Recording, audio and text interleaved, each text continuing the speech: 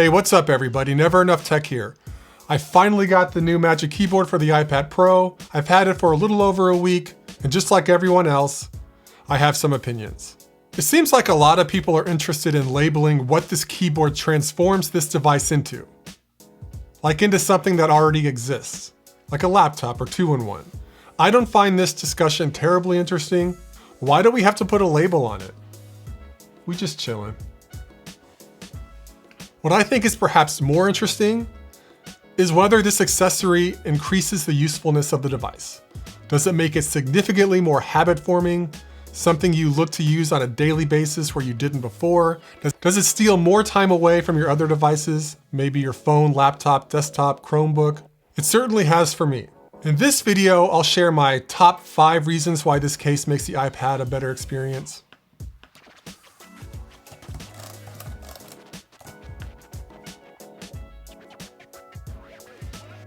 I'll save my gripes for the next video. I like it, but it's not perfect. Number 1, surprise, surprise, the trackpad. You know, this trackpad is not the biggest, the glassiest, the sleekest trackpad out there. Like the Magic Trackpad 2 I have right here, or the trackpads found in the MacBook Pros. It's not even really big enough to do the silly 5-finger pinch. The gesture that evokes an action, but you never really know which one it is. This trackpad has a very satisfying click. It's responsive. It's plastic, but it doesn't feel cheap.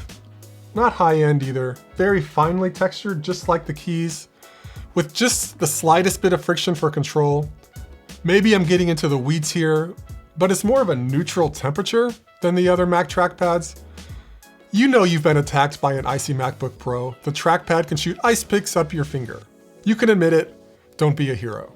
It's a small trackpad, but has not really felt particularly cramped. Plenty of space for 3-finger gestures, which are really important. The trackpad reduces, but it doesn't replace screen touches. It does exactly what it's supposed to do, shave off many of the uncomfortable edges of the iPad experience. It vastly improves moving around the interface, especially if you get comfortable with the gestures. And also, let's get real, text editing vastly more efficient. And to a lesser extent, audio, photo, and video editing. The trackpad isn't necessarily the best tool in all editing cases. I found myself gravitating towards the trackpad for even less formal tasks like browsing, social media, and news. But do you know what's really the best aspect of this trackpad? And this is perhaps cheating.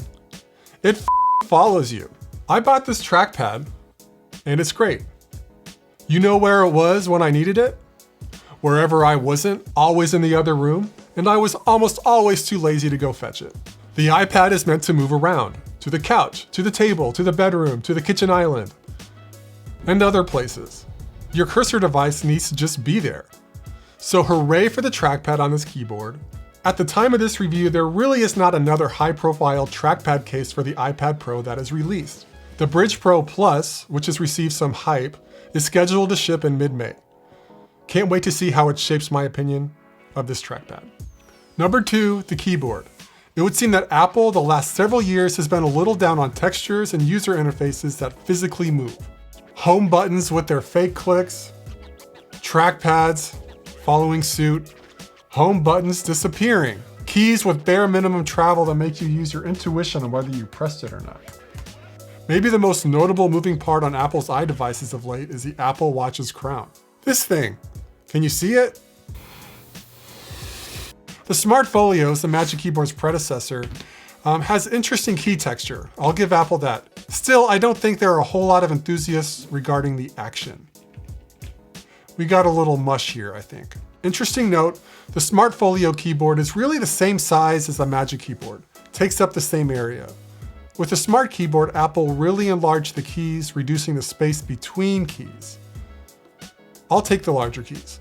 The Magic Keyboard gives off old school vibes, as you would expect.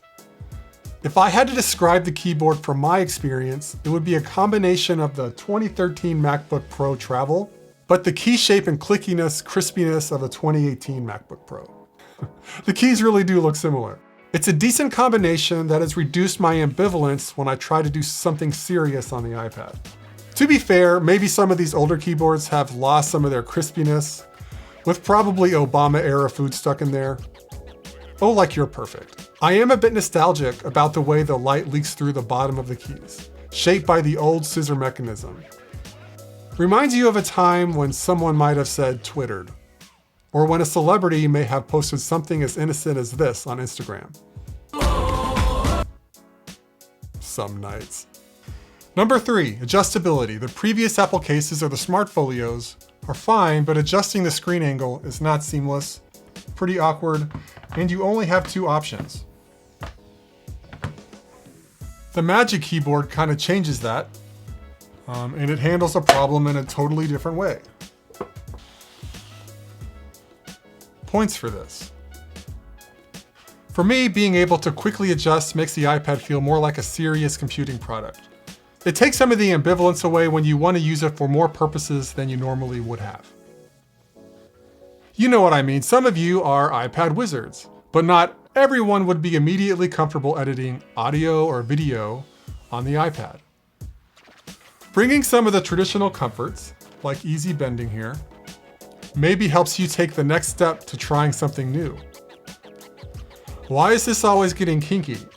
Anyway, I probably wouldn't mind a few more degrees of flexibility. Stop it. For pen editing. Yes, I know you can turn it around this way.